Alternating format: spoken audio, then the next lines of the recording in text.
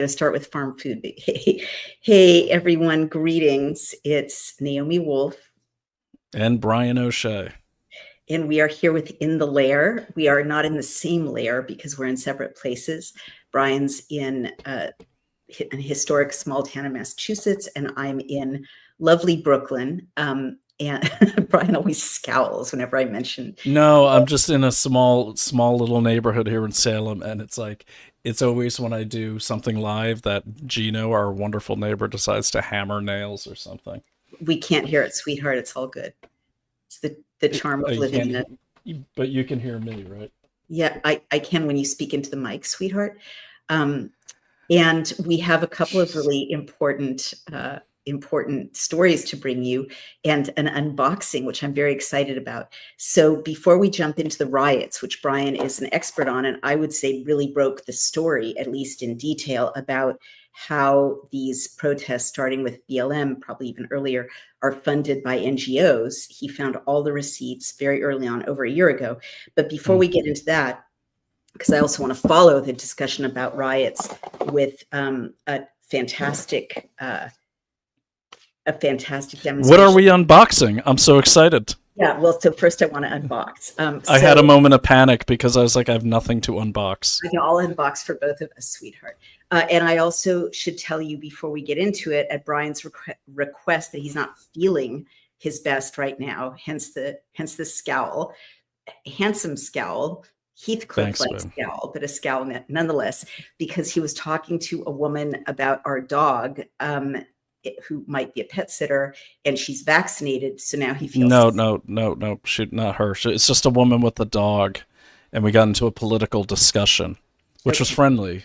Right. But as you know, anytime I have a chance, I consider Salem to be like behind enemy lines, and because it's so liberal here. And it was a good discussion. We should have more of these. And so I got very involved in it. So, it went on for about a half an hour. But, in close proximity. And, I get back here getting ready for this show, and I'm just felt like a ton of bricks hit me. Like I felt hungover, like to a severe degree. And then I felt flu-like. And then it hit me. I'm like, God damn, she's vaccinated and in the healthcare industry. That means she's boosted to the max. Oh, my God. Yeah. I think I know who you're referring to. She has a big dog with a white eye. Well, that's really unfortunate. Brian, I should just say, feels really, really sick a lot when we are, in a plane with a lot of vaccinated people, or in a hotel where vaccinated people are congregating without good air circulation. I also can feel sick, but it doesn't hit me as severely as it does Brian. So my heart goes out to you, sweetheart. I know our friend Dr. Ely would say, water and sunshine and sauna if you can, or exercise. That sounds really vile. And it's not, this is not the end of it, because they're rolling out Arcturus, which is a self-amplifying mRNA platform, the RHHS, with our friend RFK Jr. at the helm. And this means that whether you choose to be vaccinated or not, people are going to be shedding this stuff on you, or it's going to be shedding itself. It's designed to shed itself on you. So we get to look forward to lots more, illness bombs and grossness bombs in our beautiful planet, with what used to be pure, healthy human bodies. And I was thinking too, like it was good to, I have these discussions as often as I can, especially in this town. And, it was good to have someone who, you have these discussions, and, when you feel some kind of like frustration and anger rising, it's important to like breathe, because then you're going to get angry, and then it's going to turn into an argument, and you're not going to learn anything. And I could see her doing it too. So it's good. I take these opportunities, but it's rare. And, when I got back and I felt so sick, I was thinking, look, the way you divide a country is the way you conquer a country is by dividing its people. Totally. So I'm thinking, like, here I had a very interesting, mutually informative conversation from two way different sides of the aisle. Do I have vaccines? Honey, should I be feeling like anxious? Well, no, it's fine. I mean, I'm pretty sure that it's normal in Salem for women to walk around with bikinis while they're walking their dogs. So Very funny. I'm just joking. But no, No, you shouldn't be ever.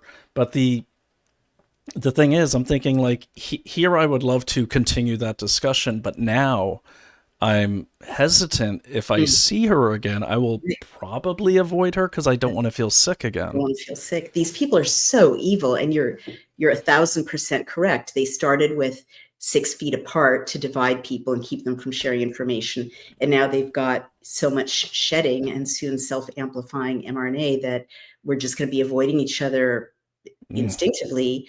And yeah. add to that the geoengineering, which makes the sky like literally white outside my window, what would have been otherwise a beautiful Mm, sunny June day. And then you don't want to go outside, you don't want to breathe those poisons. And it's so boring oh, looking it's that it drives terrible. you inside onto your devices. And so people are going to be increasingly fragmented and indoors and on platforms where they can be manipulated.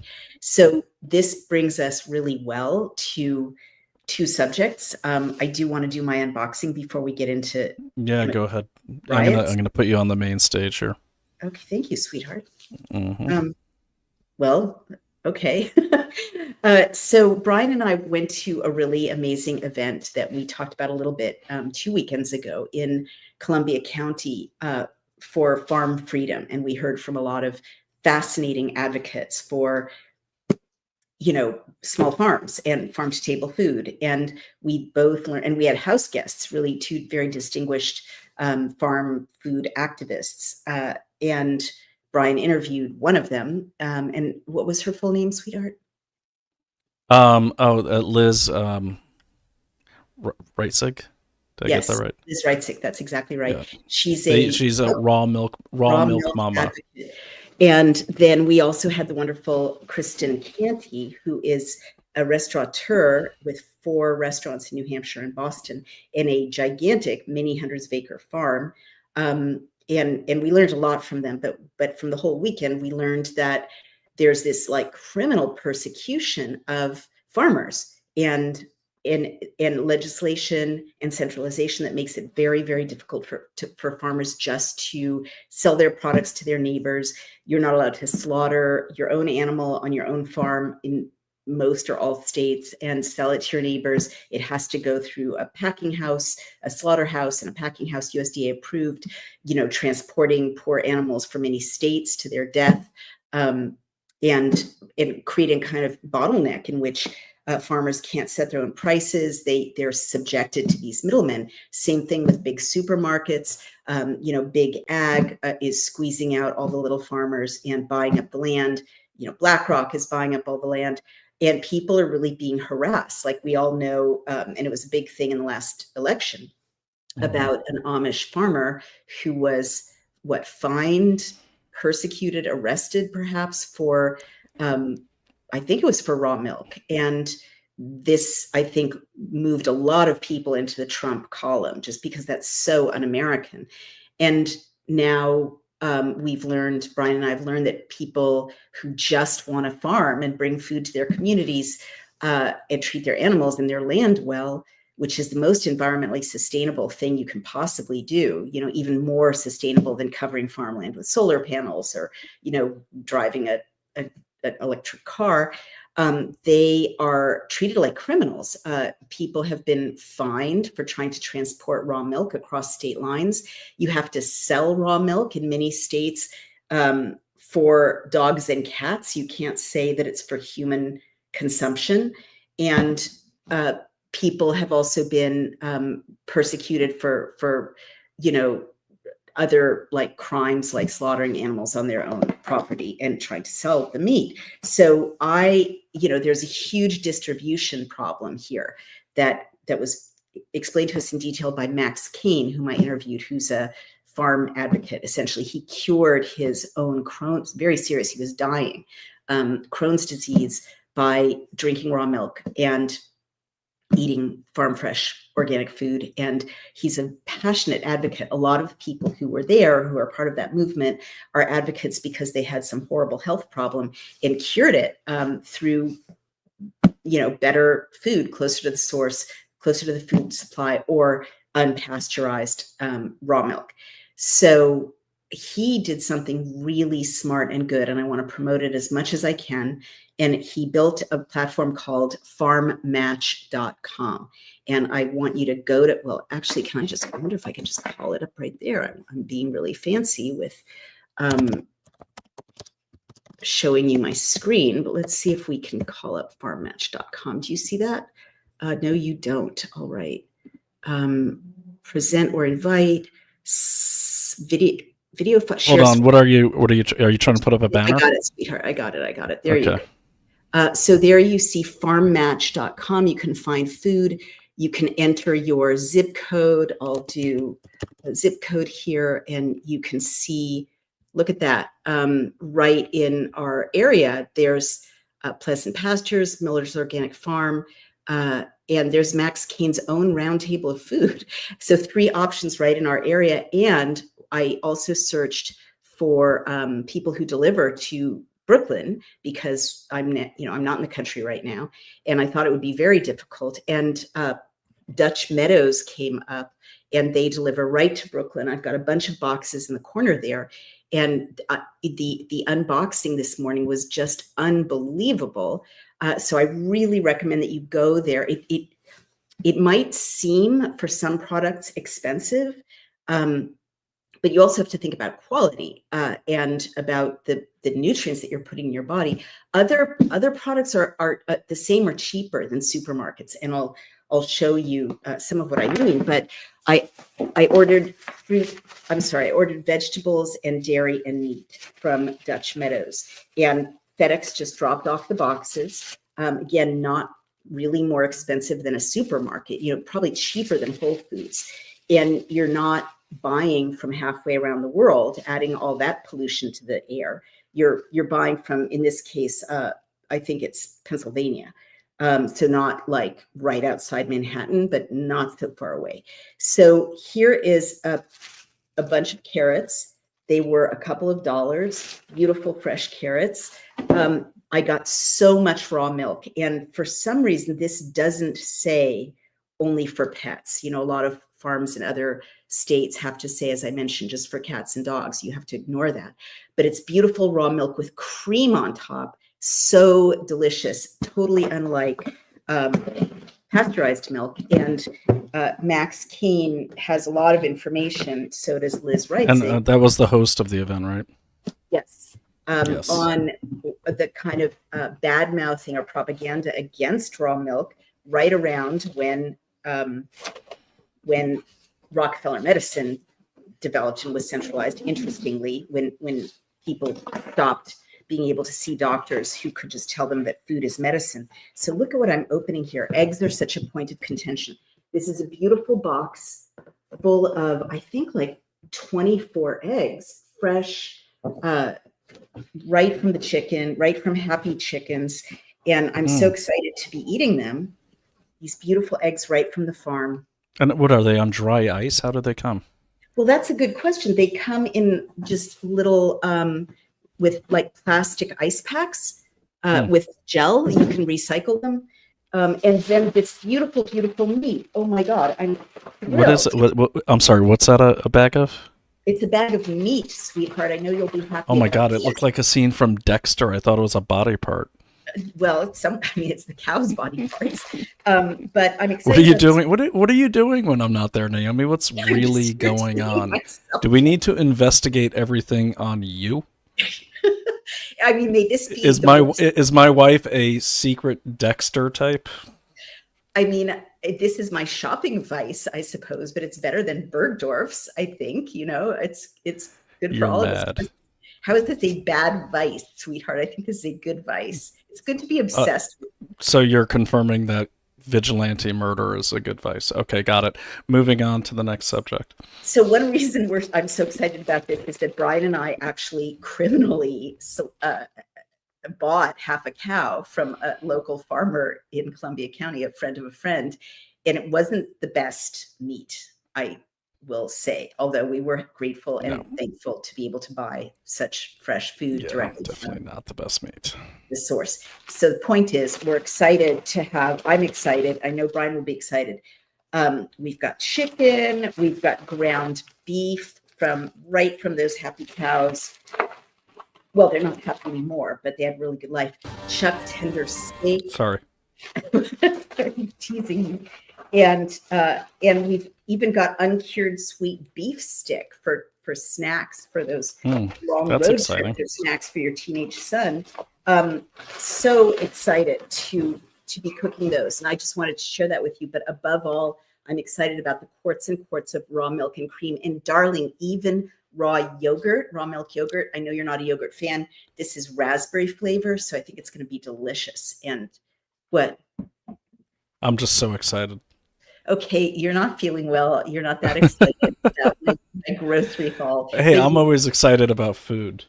you will be, sweetheart, because in addition to, you know, how beautiful and cool it is to open, and you can feel like the life force coming off of these food products. I can't. I'm from California. Maybe Brian is skeptical about that. But in addition to that, we have farms in Maine. I guess I've never seen one in San Francisco, though. Exactly. I'm a city girl, so I'm like, oh, this is so cool. And Brian I grew know. up in the country. He's like, cow stuff, you know. But baby, I guess what I'm trying to say is, looking over there at the very sustainably packaged boxes, I just feel really good that the money that would have gone to some gigantic supermarket chain that's mistreating its workers, and, you know, and twisting the arms of the farmers. Oh, here's cheese. This is raw Dutch cheddar, you guys. Raw Dutch cheddar with all those enzymes and nutrients. Guys, by the way, this is life at home, where Naomi just doesn't get food. You have to. She shares with you all the reasons why it's important that she got that food, and so you get a whole education. Me and my 13-year-old will sit there like, yeah, but you guys are. Then we're trying to watch the game. We're like, okay, because, you know, Naomi, here's a little secret about most men. Yes. If it tastes good, we don't care. You say that now, but you both are thriving with more. We care what's in it, and we appreciate it, of course. Yeah. Like, I don't eat a lot of processed foods because, I mean, all the reporting you've done at Daily Clout about, well, I mean, I hate to be this guy, but, well, I guess I don't hate to be this guy, but I mean, it seems like the stuff they put in food has a really adverse, like the bad stuff they put in food seems to impact men's libido. Totally.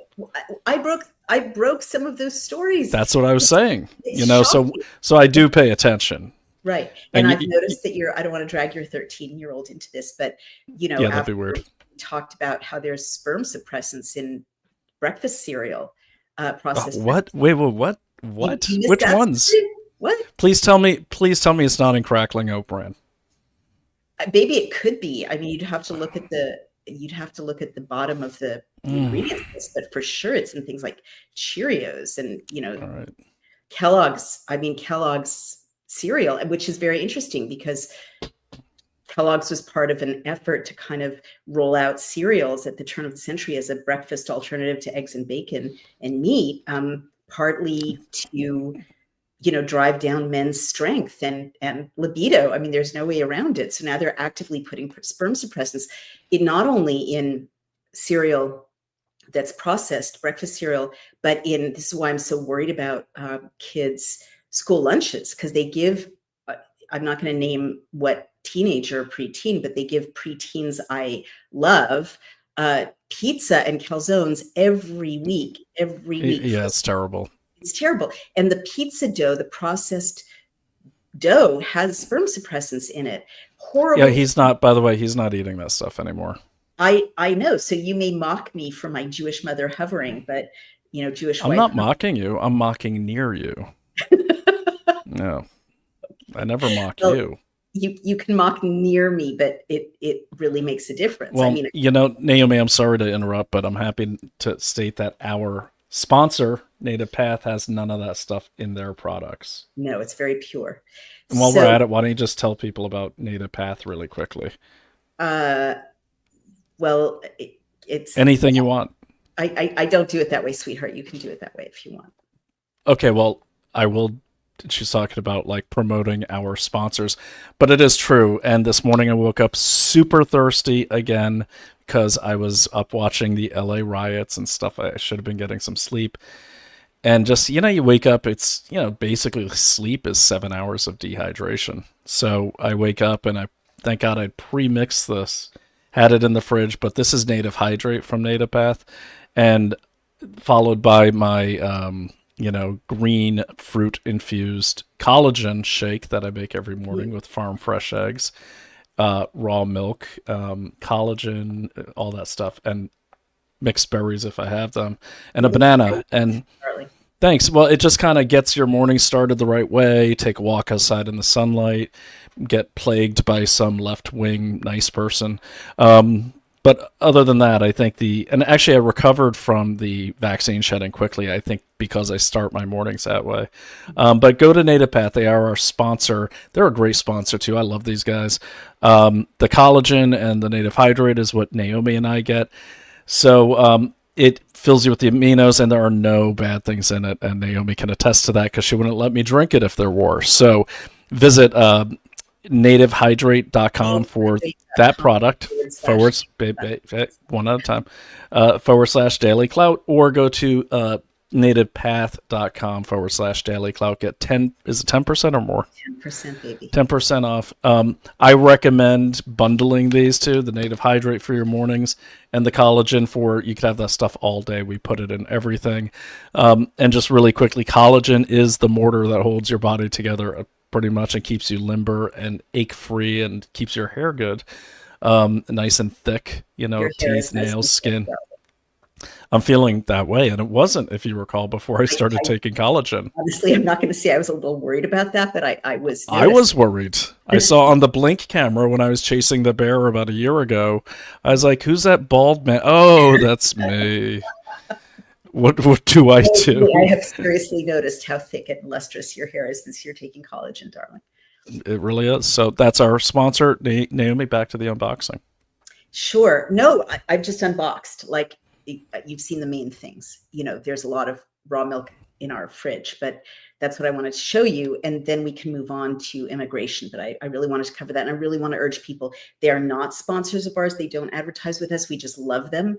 And of course, even if they did, it doesn't affect our editorial endorsements. But go to farmmatch.com because, you'll feel good, not just about how delicious the produce is, but the fact that you're making animals happy, you're making family farms thrive, you're protecting land from development and centralization of agribusiness, and you're saving a lot of fossil fuels from being burned, whatever they do. So that's farmmatch.com. Honey, can we use the rest of the time we have together to talk about the riots? You know so much about it.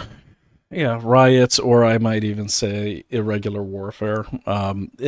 More like it. Okay, so I've been basically live streaming on Investigate Everything for the past 2 nights. I took last night off, and I've been trying to wrap my head around these riots. I put some B-roll in the back while we're going, but the thing is, what's weird about these riots in LA, for those that don't know, riots started on Friday, I believe, and continued into last night in LA, supposedly opposing ICE deportations or ICE arrests of illegal aliens in the country. They're doing their job. And they all start the same way. It starts out daytime. Admittedly, those look like peaceful protesters. And then the violent protesters or the violent people come out, but they come out pretty quickly after the peaceful protesters show up. It's my belief, watching the same pattern almost down to the same timestamp, 1 p.m., peaceful protesters laying down in the streets singing Kumbaya and all that. And then within an hour, the violence starts. And it's an hour every single time. Wow, that's so. And they pop up simultaneously in different parts of the city. So it's my belief that much like, when Odysseus was trying to escape from the Cyclops, they, got underneath the Cyclops sheep and they rode out of the cave underneath. I feel like that's kind of like the violent people are in and among the peaceful ones, because you'll notice the peaceful numbers tend to dwindle as soon. They seem less crowded. There's less peaceful protesters right before the violence starts. So that tells me they They go, went and they leave the peaceful part and they start lighting things on fire and no. break. And they're showing up with military style backpacks, with masonry hammers, and they're hammering out Those backpacks, those military age immigrant men who walked across the border and were stationed, as you yes, noticed first, and then I agreed and noticed, stationed in barracks-like communal structures around the country, shipped yeah, strategically around the country. The backpacks were part of it. They were given these backpacks, right? And so now you're saying yeah. they're bringing military backpacks to the riots?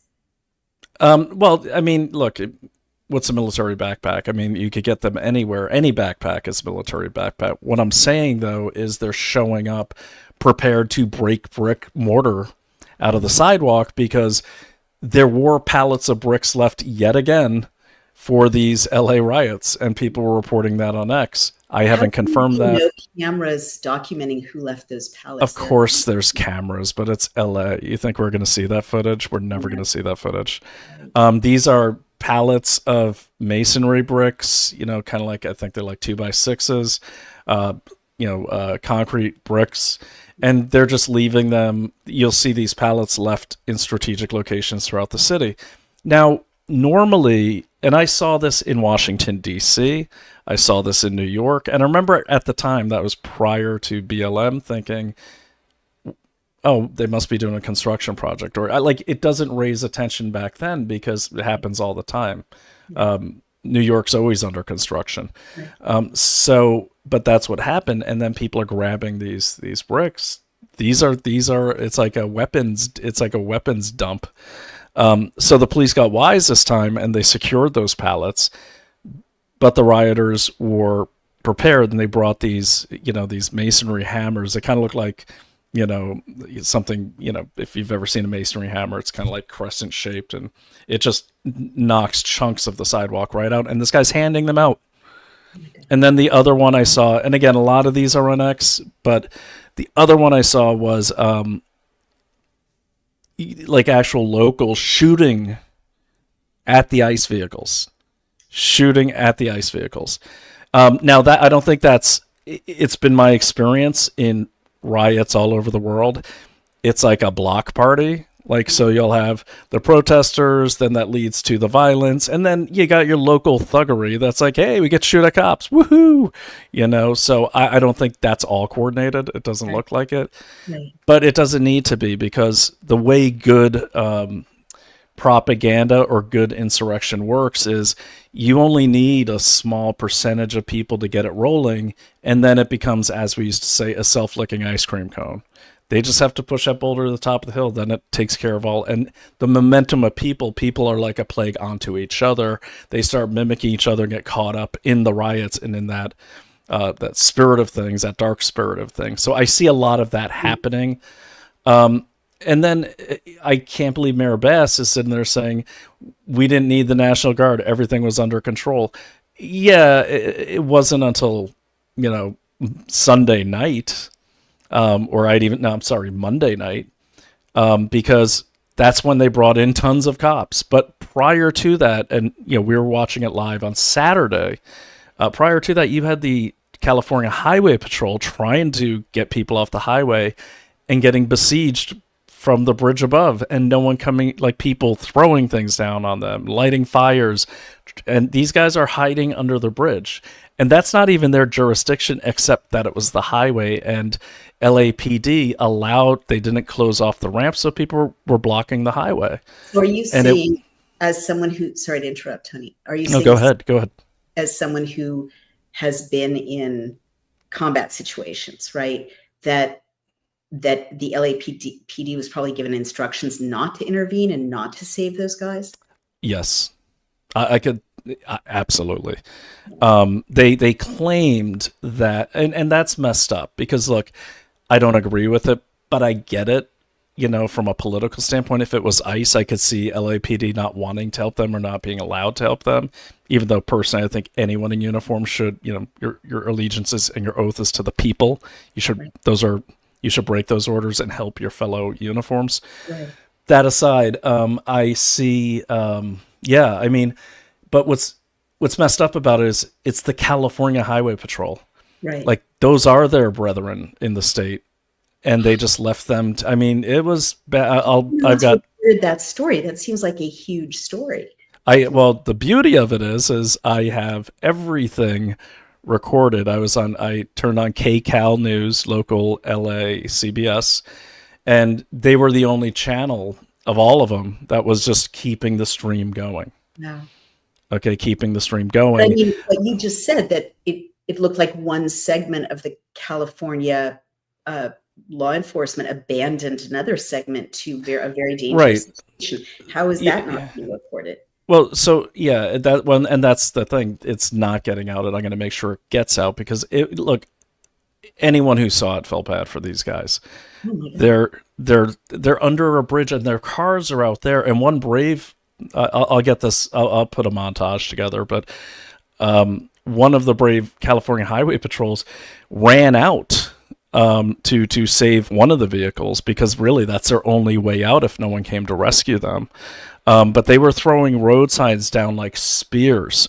They were raining bricks down on these guys, trying to hit them. It was horrible. Massacre. It's a It miracle. could have been a major massacre. I wish I had it ready for this. I didn't realize we were going to go into the detail. And then there's a lot of weird things too. So then, anyways, to wrap this one up, it wasn't until it looked like, until President Trump wasn't backing down on sending in troops. And then he made it clear, no, I'm definitely sending the Marines. I think he used the threat of the Marines, who are deployed. They're just not out on the street. They're in place, as far as I know.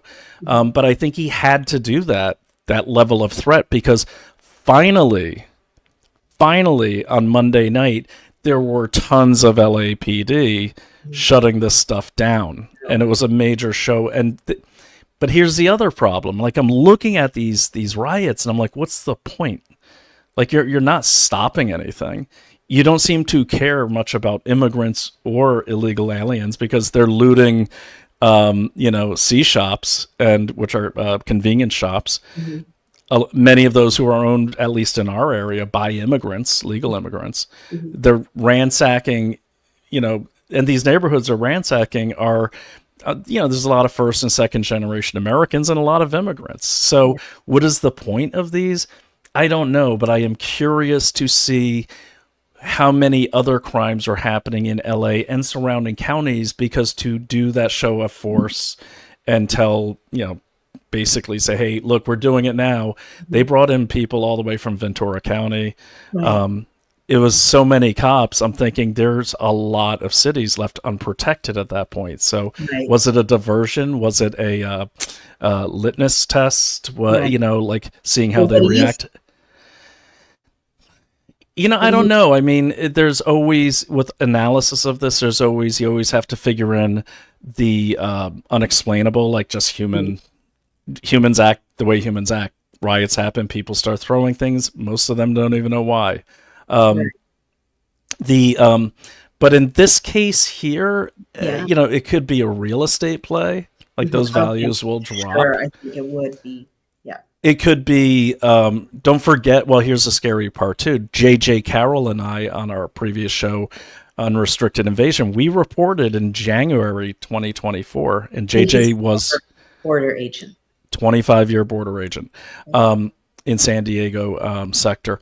We reported in January of 2024 that the LAPD graduated their first class of illegal aliens in uniform. So shocking and unlawful. I'll never forget when you guys reported that. And it was like, why would you do that unless something very nefarious is in the plans?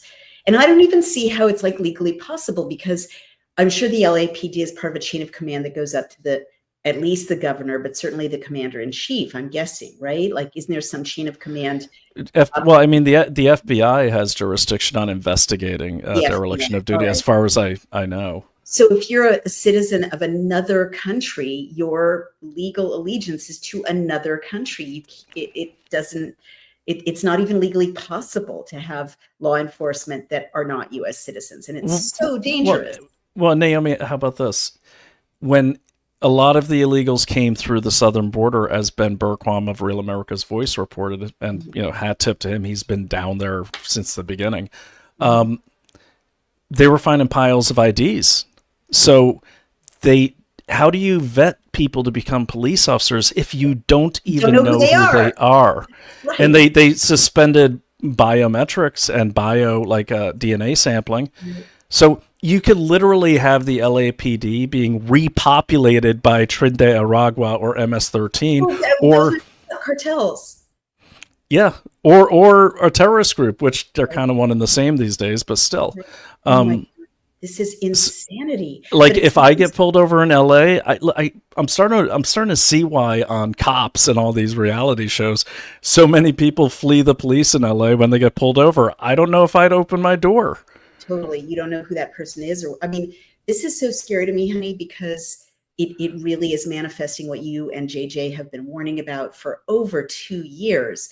A stealth invasion, move an army in, call them sad immigrants fleeing. Totally. Move an army in, quietly give them equipment. Well, look, this is what happened to Russia with the Chinese, like in a different way, but the Chinese control the majority of Siberian timber. Oh my God. Because a few years back, the Russians, they notice, hey, there's some Chinese guys cutting down our trees, and I'll paraphrase, but they're like, hey guys, you really shouldn't be doing that when you get over across your border. They're like, oh, we're really sorry, we'll just take a few. All right, be out by next week. They come back, there's 100 of them. They come back, there's 1,000 of them. They come back, there's a whole town built right inside their borders. So it can happen. Clever methodology, and it goes back to the Trojan horse. It's clearly an act of war, but it's so scary, honey, because there are Latin American countries, of course, where there is no more law enforcement. The law enforcement are the cartels, or many failed states where there is no law enforcement. It's militias or terrorists, right? It's one and the same. Yeah, look at Gaza Strip. Gaza Strip is run by Hamas. Totally. And when that happens, there's no more hope for citizens. You can never get your country back, because who do you go to? Who do you call? The people who are going to abduct you or conscript your teenage son against his will to fight in their militia, kidnap women to hold them hostage for money, all the things that you and your friends are called in to fight. And not only that, I will not give them credit, but I will recognize that in Gaza and places like that, they have huge voter turnout, because I have a feeling if you don't turn out, while they're watching who you vote for, because there's really only one person to vote for. Totally. Yeah. 1,000%. Which is why it's very evil for people to say, oh, it doesn't matter if Gazans are being, massacred because they voted for Hamas. We have no reason to believe they can survive if they don't vote for Hamas. But all of that is kind of a detour. Going back to the main point, there is no rule of law if law enforcement is done away with and supplanted by, cartels and terrorists and non-citizens at the behest of anyone, right? We no longer have a country. This is so scary, honey. And when we have time and you come back, I'd like you to go into the money flow that you found. Right now, I have to hop off in 4 minutes. Okay, well, let me go into the soft siege, can I? Sure, baby, but I literally have to hop off in 4 minutes. You hop off if you have to. I just want you to see this. So the soft siege that I mentioned in the title is there's almost a conditioning happening here in Salem, where they have basically taken over our park with these giant, I don't know what you call them, guardian doll figures, which supposedly are some Dominican doll things. But check this out. I'll just run the video, Naomi. You're going to be shocked. I used Magic Movie, so I don't know how good it is, but this is shot this morning about an hour before this.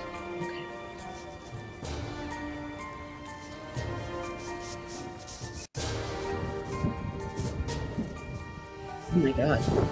Those are so ugly. They're massive. They're massive and intimidating. They're 12 feet high. Look at this one. Look at this one. I don't know what's going on with this one. Oh, honey, it's 1930s worker art. I don't know. One lady has a laptop. Well, it's 21st century Marxist workers' art. So for those that don't know, Magic Movie's that auto movie maker on the iPhone. I did this while we were talking. Look at them. So creepy and hideous. It was a beautiful park with a beautiful It view. was. It And was. the city, which has a lot of other needs, spent like Sorry, it's so shaky. tens of Look at this thousands one. of dollars. Look at But this one. okay, well, I mean, I honor the forebears, but we also have a very important Puritan This is heritage. Salem, Massachusetts. No, I I'm get not it. sure how this speaks to our history.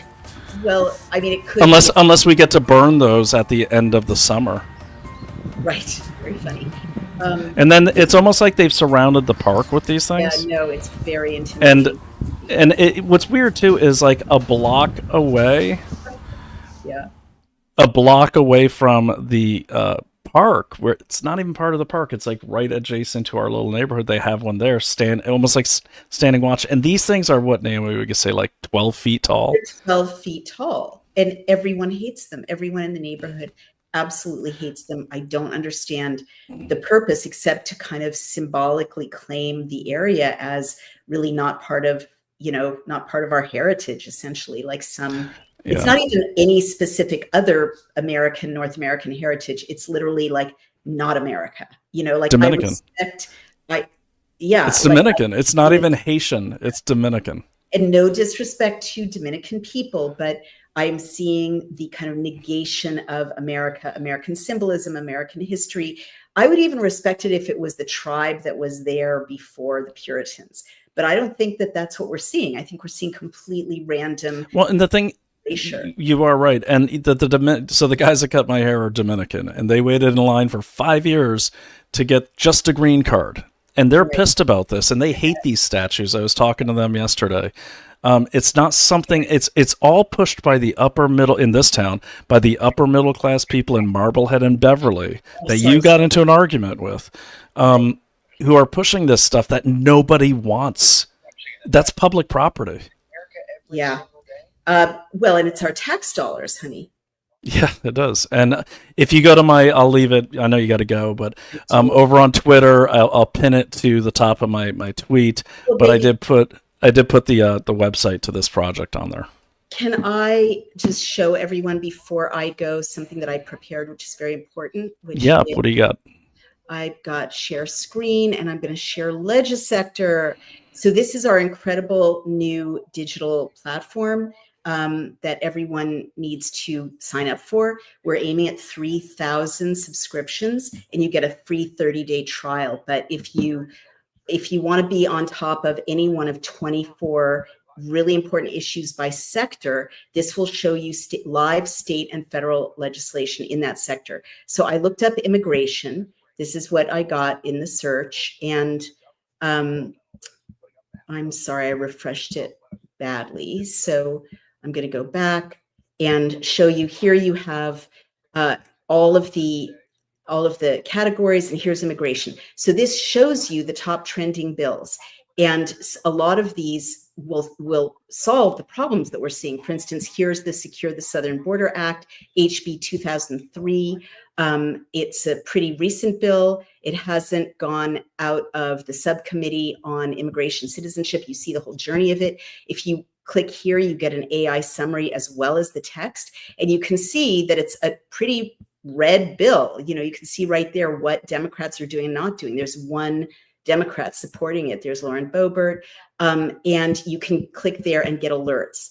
And you can also share it through social media. So there's the bill summary. It takes these giant bills, like the big, beautiful bill, 1,000 pages, and summarizes the key points. And it makes previous presidential immigration policies permanent, focusing on stricter border control and immigration enforcement to reduce unauthorized entries across the southern U.S. border. So, guys, that's just one example of how you can stay on top of, especially if you're in these industries, defense, cannabis, agriculture, environment, family, finance, infrastructure, immigration. I just showed you, firearms, public lands, national parks, real estate. If you're a realtor or invested in real estate, owning your home, you've got to know about that. Reproductive rights, student loans, air quality, telecommunications, voting rights, alcoholic beverages, crime, energy, gaming, waste management, healthcare, housing, international. It goes on to 24 categories. All of them are what you want, and and cybersecurity, veterans, sweetheart, you can stay on top of your veteran benefits there. AI, incredibly important. So it's only under $12 a month. I really encourage all of you to sign up for your free trial. If you like it, keep it. Not only does it help us bring you independent reporting and tools like this and BillCam, where you can share any state or federal bill, you will never again not know what's really happening, especially in your field. So that's Legisector, and I just gave you one example of how useful it is in staying on top of immigration. If you're an elected, if you work for an elected, if you're a challenger, if you're a nonprofit, an advocacy group, or just a citizen, or an investor, hedge fund manager, accountant, in healthcare, any of these, you really want Legisector. Our competitor is LexisNexis States, and they're like hundreds and hundreds of dollars every month, and we are under $12 a month. So please sign up for Legisector. I've got to go, sweetheart. So yeah, I'm throwing the banner in all right. the Thank you. thing. Okay, she had to go. By the way, Naomi has the worst abrupt cutoffs, so we are used to that. She just disappears. So, anyways, let me get the right screen here. I don't like this. Hold on. I don't know what happened here. All right. Doesn't matter. Okay, so anyways, okay,